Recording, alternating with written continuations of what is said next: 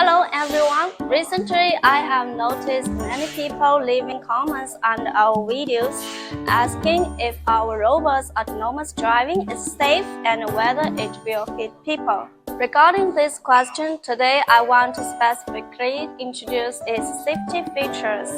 First, let's take a look at its optical avoidance devices. Big Dog is equipped with a 25 meters laser leader with a 270 degrees panoramic scan with two sets of the depth 3D cameras for 3D scanning.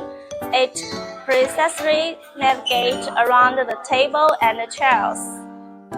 It also has a set of anti-fall 3D cameras which can accurately identify the stairways and the pits in front of it to avoid the risk of falling.